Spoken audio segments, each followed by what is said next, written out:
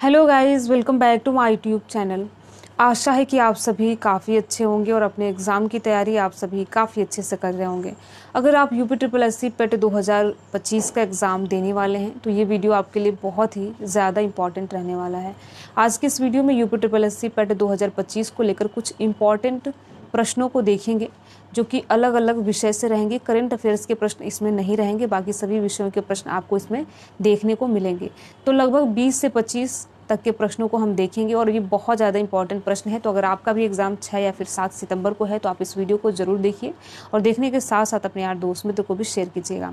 अगर आपने part first नहीं देखा है तो ज़रूर देखिए, उसमें मैंने इसी तरीके के प्रश्नों को लेकर बताया है, यानी अलग अलग विषयों से संबंधित जो भी इंपॉर्टेंट प्रश्न हैं उसमें मैंने बताया है। तो आज का भी वीडियो ऐसा ही रहने वाला है, अलग अलग विषयों से संबंधित जो इंपॉर्टेंट प्रश्न हैं उनको हम देखेंगे, ठीक है।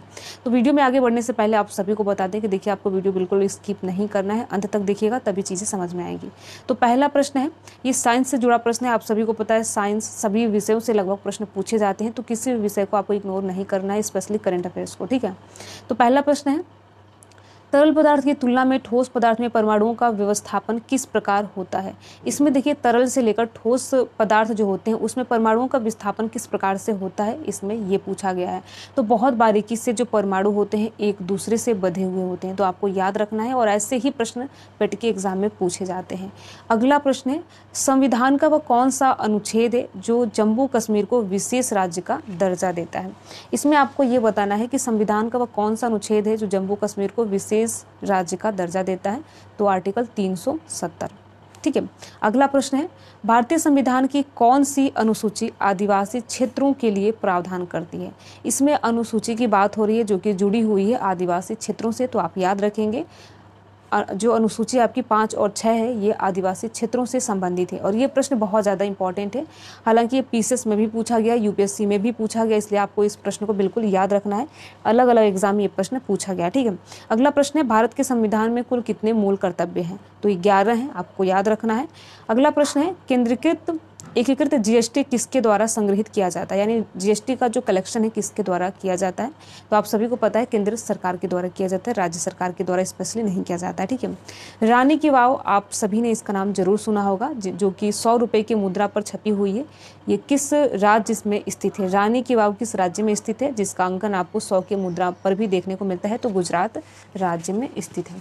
ऐसे ही देखिए, जो भी इंपॉर्टेंट प्रश्न है और जहाँ से एग्जाम में प्रश्न पूछे जाने की संभावना है, केवल हम उन्हीं प्रश्नों को देख रहे हैं। पहली कृषि संगणना कब हुई थी, आपको ये बताना है। 1970 में हुई थी, ठीक है। अगला प्रश्न है, ग्रामीण लोगों का माध्यमिक व्यवसाय क्या है। तो आप सभी इससे वाकिफ होंगे, कृषि है। अगला प्रश्न है, होम रूल आंदोलन किसने शुरू किया, एनी बेसेंट ने शुरू किया था। आपने हिस्ट्री पढ़ा होगा तो ये पहले ही आपको देखने को मिल जाएगा। अगला प्रश्न है, वर्ष 1930 तक कांग्रेस ने हिंदुस्तानी को राज्य भाषा के रूप में स्वीकार किया था। हिंदुस्तानी किसका मिश्रण है, तो ये हिंदी और उर्दू का मिश्रण है हिंदुस्तानी, तो आप याद रखेंगे। अब अगला प्रश्न है, देखिए ये कथन वाला प्रश्न है। ऐसे भी प्रश्न पेट के एग्जाम में पूछे जाते हैं कि ये किसका कथन है, ठीक है। तो अगला प्रश्न है, एक नियंत्रित कलम नष्ट करने की सेवा रखती है, किसके द्वारा किया ये वाक्य बोला गया है। तो महात्मा गांधी के द्वारा ये बोला गया है, एक अनियंत्रित कलम नष्ट करने की सेवा रखती है। अगला प्रश्न है, हंटर कमीशन किससे संबंधित है। आपके सामने 4 ऑप्शन दे दिया जाएगा, कृषि, बेरोजगारी, ऐसे करके, और स्त्री शिक्षा, और इनमें से कोई नहीं, ठीक है। तो हंटर कमीशन जो है स्त्री शिक्षा से संबंधित है। अगला प्रश्न है, स्वतंत्र भारत के प्रथम भारतीय व अंतिम गवर्नर जनरल कौन थे। ये आप सभी ने पढ़ा होगा, स्वतंत्र भारत के प्रथम और अंतिम गवर्नर जनरल कौन थे। तो राजगोपालाचारी थे, आप नाम याद रखेंगे, चक्रवर्ती राजगोपालाचारी। अगला प्रश्न है, हर्षवर्धन की मृत्यु के बाद किस वंश का शासन कन्नौज पर था। इसमें आपको ये बताना है कि जब हर्षवर्धन की मृत्यु हो गई तो किस वंश का शासन जो है ये कन्नौज पे था। तो प्रतिहारों का था। अगर आपने हिस्ट्री पढ़ा होगा एंशिएंट तो आपको पता होगा। नागार्जुन कौन थे, तो आप सभी को पता होगा, एक बौद्ध भिक्षु थे, एक बौद्ध दार्शनिक थे, ठीक है।